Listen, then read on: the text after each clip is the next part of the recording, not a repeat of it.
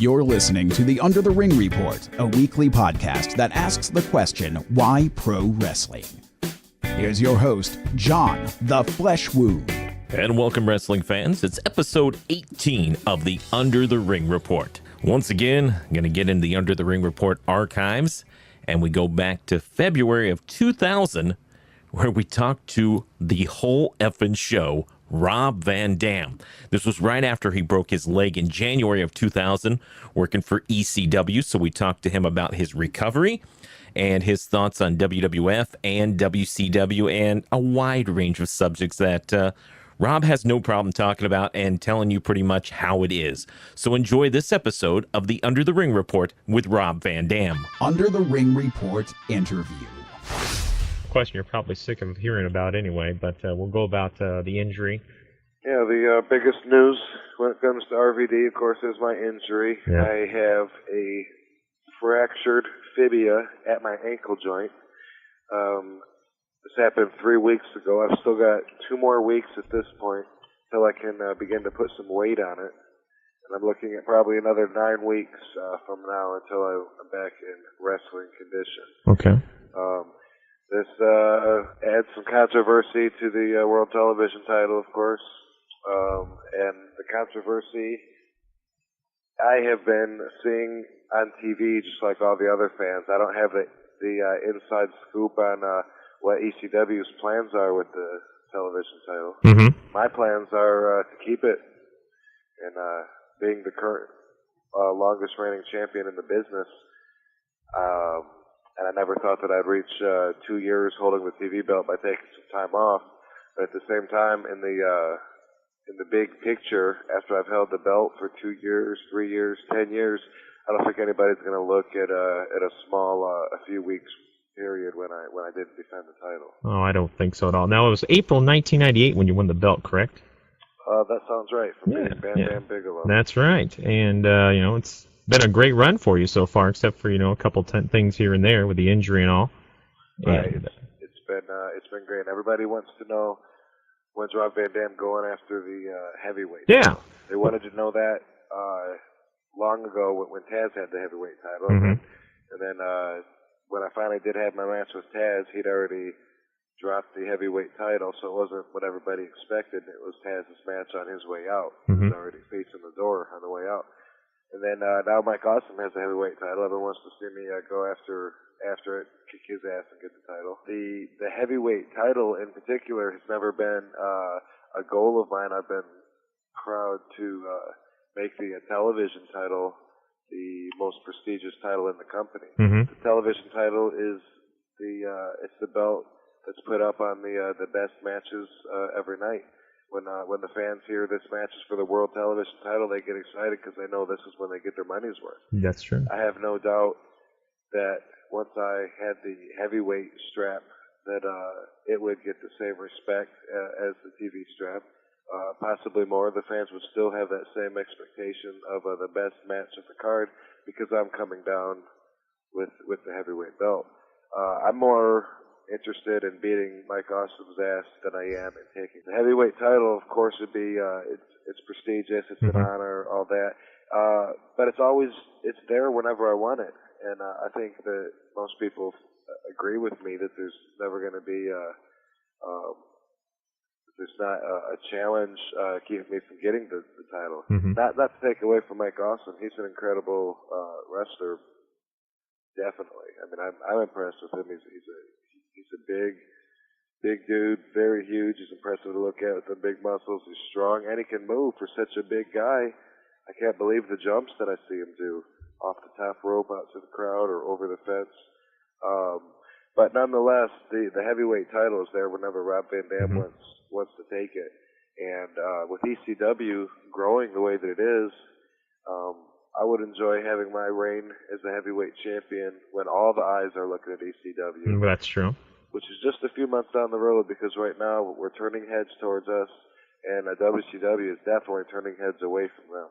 Well, one thing at first as we're talking about the heavyweight title, I mean, when you look back, don't you still want to say that that's the crowning jewel of your career if you do win the heavyweight title here in ECW?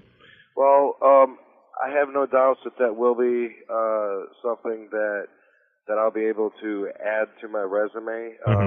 It's not like I'm retiring tomorrow. Yeah. Well, that wouldn't be too bad though. But I think I got to play the lottery before I win it though. But definitely that would be something to have as one of my accomplishments. But at the same time, everything with my career has always been about timing.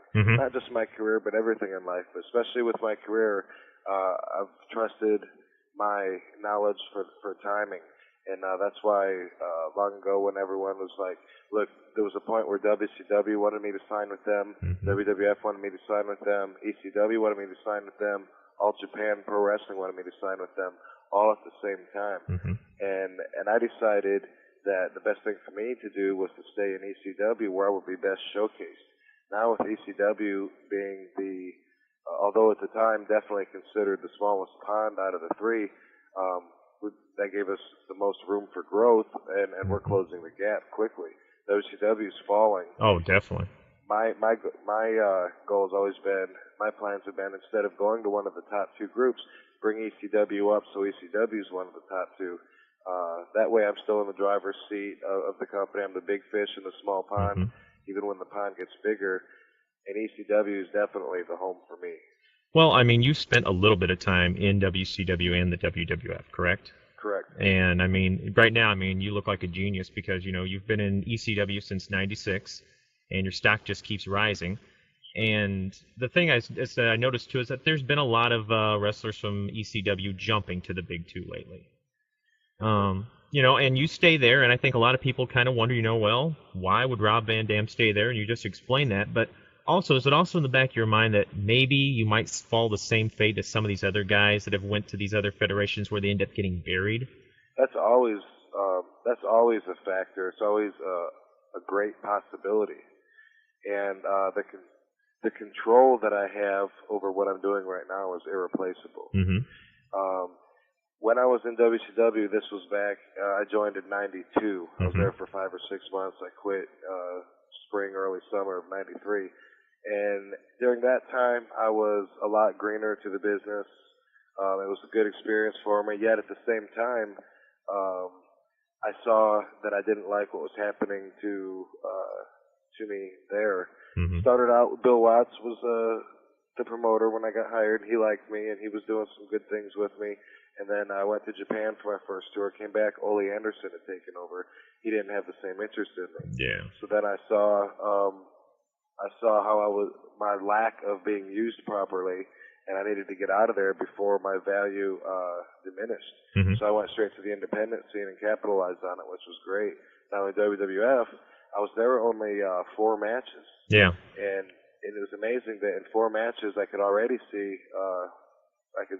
myself being quickly diminished. I came in, the first 2 matches were to introduce me with a great build-up. This is a wrestler from an outside group called Extreme Championship Wrestling. These guys are crazy. This is the best they have. He says it's too good for ECW. He belongs here on Monday nights with the superstars. Let's take a look at him. This big build-up, and then they give me 5 minutes to go out there and show what I can do. Yeah, which is ridiculous. Yeah. And 5 minutes includes my ring entrance, an interview with Jerry the King Lawler, me leaving, and my match. I thought that was nuts. Yeah, ECW lets me work hard. That's what I really enjoy, because for me, being an entertainer, I figure my job in the ring is to give the crowd their money's worth, to entertain them. They paid, they bought a ticket to come and see me, so this is my chance to display what I've got. Yeah, and right now, I mean, as you said, ECW is on a roll. I mean, in the last year or so, you guys got your own national TV show, which you got to be very happy about that. You Absolutely, yeah, that was a huge step for us. I saw us. I've been with ECW for 4 years, and 4 years ago, we'd wrestle in front of a couple hundred people in a bar, and I've seen us go from there with the weekly syndicated television show growing, of course. They added the national television show, which has been a huge step for us, of course, because now everybody gets to watch ECW. That's true. Regardless of where they live. We've got the ECW magazine was cool, the action figures was cool. Now we've got ECW video game just put out by Acclaim, which is the next big. Well, you've been very busy with that too. I mean, I've seen you on just about every different media outlet in the world. I think last week you were on Fox News and Friends, and you name it. I think you've been out there promoting it. Yeah, doing exactly a lot of interviews over the phone, radio stations, websites, a lot of appearances at TV shows to plug this game. It's a huge step for both ECW and Acclaim. Acclaim's very excited about it. It's their highest budgeted advertising campaign they've done so far. So that shows that they really believe in ECW and they're really excited about it.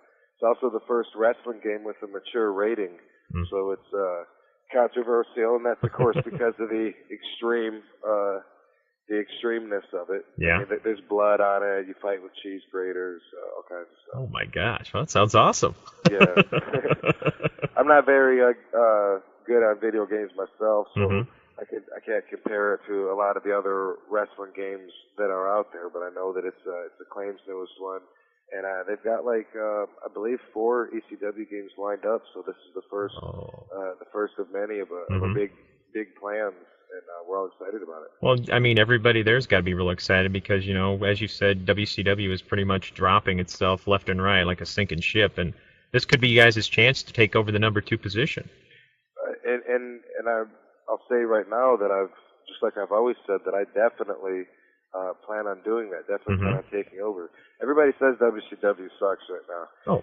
I mean, there's no doubt about it, right? No doubt at all. Even back when I was in it, I just didn't like their style. And you know, WCW, besides how bad it is right now, even at its best, you know, it's still so much different than ECW. And WWF is so much different than ECW. And that's because ECW has set itself aside. It's an extreme product that is really proud of being different than the other two. WWF, I mean, they are the kings. I mean, they've got the huge ratings. Everybody's watching them.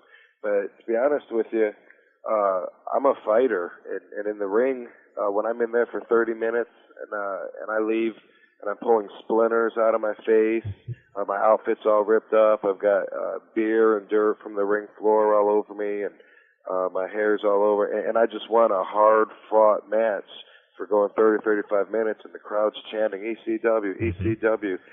I can't replace that by having a 3-minute match where someone squirts me with a fire extinguisher and I go down for the count. Well, how's it make you feel, too? I mean, in the last year or so, you've noticed that both of the other federations are trying to copy ECW. You know, each of them's got their own hardcore division, supposedly. And I think the funny part is that you actually hear the crowds during this start chanting ECW. What's that make you think? I mean, what do you think of that? Well, when the crowd chants ECW, I love it because they're giving respect where respect is due. Now, as far as the other two groups copying ECW stuff, it's not a good feeling at all, and it's because, like when I was in WWF, there was a sign in the dressing room that said $500 fine for any of the following. It said no obscene gestures, no swearing, no hitting the guardrail, no fighting with furniture, no going out in the crowd. And then, and at the time, you know, we had Sandman. They thought we were crazy because we had a guy that would drink beer and smoke cigarettes on his way down to the ring. Then, you know, 5 minutes later, Steve Austin's bringing a six-pack down. It's the how strange. Coolest thing ever, right? Yeah. And then, you know, as far as fighting in the crowd, the chairs, all that has changed. And I mean, now it's like crazy. The hardcore matches, all of that. If nobody has seen ECW and they're seeing it right there for the first time, they're saying, "Wow, WWF, you know, it's really come a long way." And or WCW, I know Bam Bam comes down with New Jack's garbage can now and throws it in the ring full of stuff. And if they haven't seen ECW yet, then they might be impressed with how the wrestling they're watching has changed. But anybody that's ever been exposed to ECW, and thank God that's a lot of people now, they know that all they're getting is watered down wrestling. That's true. That's all. No matter how much they try to copy ECW's ideas, it just totally comes off as being watered down. It's not the same, and so then they start, you know, taking our actual wrestlers, and then when the actual wrestlers go to the other federations, and they're the actual originators of some of the stuff, well then they have a little taste of it, but it's still not the Extreme Championship Wrestling. It's a huge difference, and that's why you'll never hear the crowd chant WWF, WWF, you You'll never hear the crowd chant, WCW, WCW. It's not going to happen. Well, and as you're talking about, the difference in each wrestling federation with that, what type of stipulations do they put on you guys when you go out there? Is there ever anybody that says, hey, Rob, don't do this move because we don't want to see you get hurt? Because in WCW and the WWF, when they go into hardcore matches, there's a limit on them. But it seems in Extreme Championship Wrestling, it doesn't seem like there's any limits at all. But are you ever told sometimes, just kind of lay off a little, or? You have to keep in mind when you come into the ECW dressing room, Rob Van Dam's the man. Uh-huh. So any rules that are set there for the wrestlers, I figure they just don't they don't mean me. They're up to that. Actually, when I go out to the ring, even if it is a pay-per-view, the most tense moment possible for the company when everything's riding on our live event, shown around the world. I'm about to go through the curtain to go out to do my thing. I don't even have a time limit. My boss, Paul Heyman, who's a great guy to work for, if you're Rob Van Dam,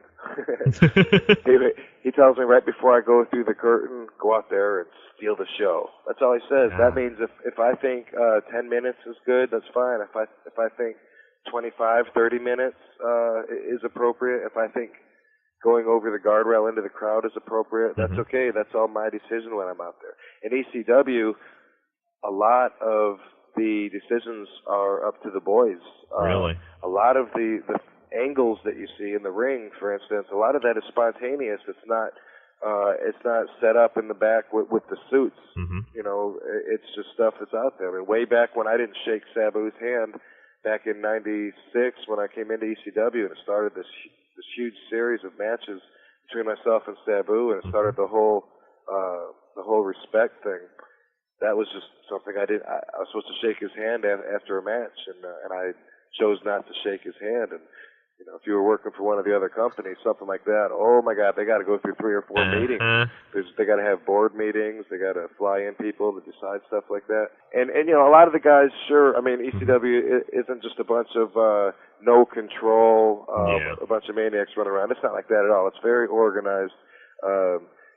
But Paul does believe that the boys know how to work. He knows he can't take bumps. He definitely gives advice. He definitely turns people in the right direction, and he sees when people need help. And he does tell people, especially like if we're in New York, their athletic commission's like really stiff. They're the only place where they make us put blue mats out on the cement around the ring. Everywhere else ECW goes, we have nothing but bare cement. So we fall off the top rope. We hit the concrete. Oh my gosh. In New York, they make us put a little blue mat around it. That's part of their deal. And they're also very strict about us going over the guardrail. They don't want to see the fans get hurt. They're very strict. But still, like I said before, when you're Rob Van Dam, the rules don't apply. There you go. I think that's what separates you guys. I mean, instead of getting caught up in the muckety-mucks, and that's what separates your product from everybody else. Exactly. The wrestlers are allowed to do what they think is appropriate to entertain the crowd, and damn, we're entertainers. Now, is that what you think is going to help you guys capitalize on the number 2 spot, or what do you think ECW and yourself needs to do? ECW just needs more people to see it. We need more exposure. Even being on a national weekly television show like we are, it is on TNN, which a lot of people don't even realize that they get TNN until they're looking for ECW. It's not a channel that a lot of people frequent. That's why as soon as we got on it, we were automatically their highest rated show. And we bring people to their channel because our hardcores, like I said, they're like, ECW's on, where the hell's TNN? Nobody sits around and watch fishing and Dukes of Hazzard, So definitely we need more people to see us. Now, once people look at us, I totally believe that they're either going to be hooked, or if they're not, then okay. I mean, they're going to appreciate it for what it is. Or maybe some people do prefer the watered-down wrestling, the lame, 2-minute matches and 45-minute interviews. The fans, they can decide for themselves, but I totally believe that ECW, kind of like watching a car wreck, if you're flipping through the channels and you just stop and you see some guy jumping off the balcony 2 stories to put some guy through a table, and you see the crowd, you just feel the hype. You can just feel the hype of the crowd. ECW.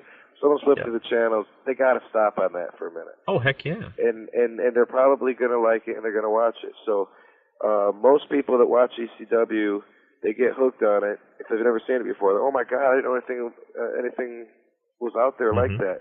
And when people out on the street, if they don't know who I am, like let's say it's my doctor or someone I'm doing, and you know, hey, so you're a professional wrestler, huh? As soon as I mention, I wrestle for ECW, anybody within earshot, they don't respond like they do with the other ones. You know, if you say WWF, they'll be like, oh yeah, you guys, Vince McMahon, right? You say I wrestle for ECW. Oh my God, you guys are the crazy ones. That's the way they respond. Or, oh yeah, you guys are awesome. You guys do this and that and that. And that's because we work extremely hard to entertain our crowd, and it's extremely appreciated because ECW fans are the best. They're new fans to wrestling. They're hardcore fans that have been educated on wrestling, that are sick of the other stuff. It's there for everybody, and everybody just needs to see it. Now, would you like a chance maybe to have your show go head-to-head with WCW sometime, just to see what happens on a Monday night or something? You know, I would love it. I would love it if it was done right. Yeah. You know, recently the WWF was not on because of a dog show. Yeah, that's correct. Dog show put them on later, and there was a rumor, and it wasn't just a rumor. There was actually possible plans of ECW airing on that Monday night against WCW. The one thing that we wouldn't want to do is have our show on same time as WCW and have nobody realize it, because we don't want to go up in a losing battle. And no doubt, if people knew that ECW was on, WCW was on, we would get a huge response. Yet, with the way that TNN advertises us, I'm not sure that we'd be completely confident as far as getting the word out there. I know right now, and I watch a fair amount of TV, I don't see a whole lot of ECW commercials. As of late, I've been seeing Acclaim advertise us on the radio, on the TV. But honestly, about the only time that I see an ECW commercial is when I'm watching ECW. TNN starts running its Friday Night Thrill Zone commercials, and I've already got the damn thing on. Yeah, you want to know about it earlier in the week. I agree with you totally. I mean, I flip through tons of TV myself, and it's far in between when I see commercials for your show. Exactly. If TNN, promoted it and put it on during other wrestling shows, during cool TV shows, that would attract our audience and let them know about it, then I'm sure right now, without changing anything else, we'd be in a much better position. Okay, I want to cover a couple other things here. You're familiar with the situation right now with Sabu. Yeah. What's your take on that? Well, my take on that is first let me say what I believe the situation is that he was interested in leaving ECW for WCW. Because a good offer was made to him, money from WCW, and at the same time, he had reasons to want to leave ECW. So for that, I want to say I can't fault anybody for looking out for themselves. Oh yeah. And he's been in ECW longer than I have. I've been in ECW for 4 years, and Sabu with a small interruption when he went to WCW before. He's been there for, I don't know how long, 6-7 years, a long time, a long-ass time. I know he's been there definitely long enough to have a lot of reasons to hate Paul. And when you're working for somebody that long, you develop a lot of personal issues. So whatever goes on, whatever his reasons are for running out of his contract, I'm sure he can come up with a huge list of them. Yeah. I have no doubt about that, and that's his own deal. It's not good for the company if Sabu leaves. Not good at all. I mean, he's one of the few original guys in ECW. I mean, except for myself, and like I said, I've been there 4 years. There aren't a whole lot of guys in the dressing room that have been there longer than me. No. A couple of them are like Little Guido, Supernova, Tommy Dreamer. That's it. Very few, yeah. If I think real hard, I might be able to come up with one more. But it's, so in that respect, it's, it's nice to see the wrestlers stand by what they believe in, and anyone that's been in ECW that long definitely prefers ECW. But then there are other factors to consider. So he was offered a lot of money, and there was reasons that he wanted to take it. But now he's stuck in a legal battle. I believe ECW is going after him legally. I believe he's going after ECW legally. And in the meantime, my understanding at this point is that we should not expect to see him turn up anytime real soon in WCW because of all Yeah. this. Well, I've heard reports that he wouldn't be there anytime soon, and maybe send him over to New Japan or something. Exactly. That's which is a shame. I mean. Well, it looks like right now like that's a pretty good possibility though. What'll happen, which is a shame for all American wrestling fans, I suppose. But I know he likes it in Japan a lot more than I do. Really? Yeah, that's right. You spent some time there yourself. From '93 till '97, I wrestled for All Japan Pro Wrestling. I would tour regularly. We'd be gone for up to 4 weeks at a time in a different town every night on the bus all day long. Not to mention you're on another planet trying to find earthling food. You mean you're not into that squid and things like that, huh? It never grew on me. So that's kind of what's going on with the Sabu situation. I say, that anybody that's looking out for themselves, then they're probably doing the right thing. If their heart's in the team, they'll stick it out. We've all made sacrifices to be where we're at. And ECW, I'm very, very happy with where ECW is right now. I'm very excited about the future for ECW and myself. And to get here, I've definitely turned down some offers that may have sounded more lucrative, but definitely I don't think we're better now.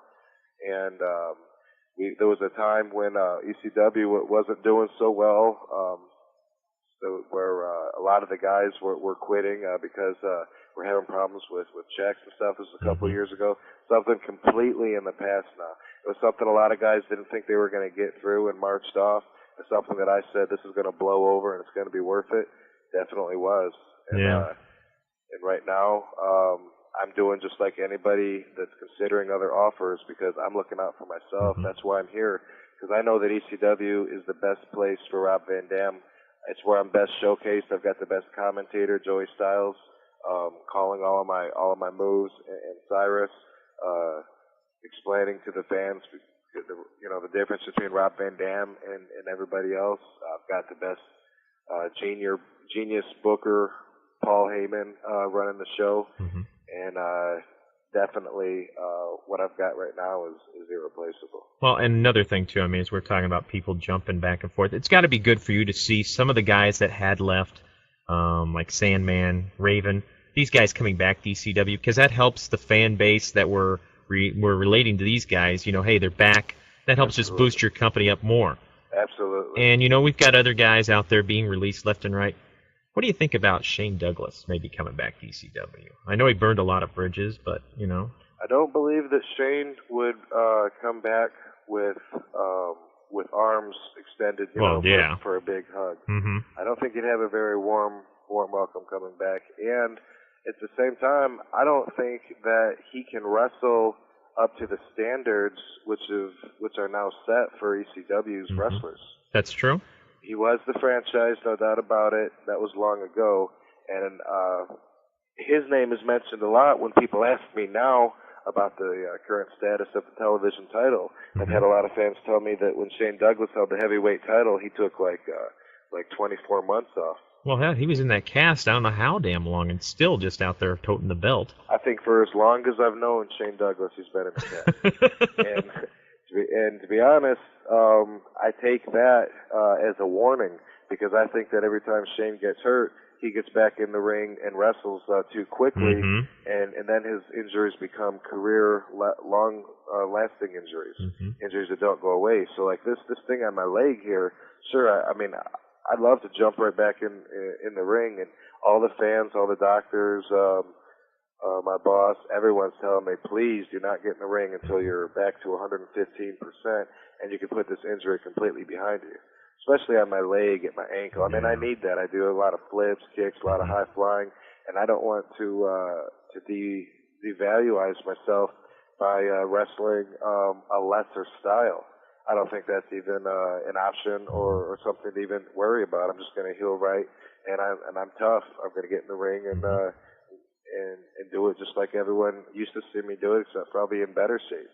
Back on Shane, let me comment on him before we get off of him. Okay.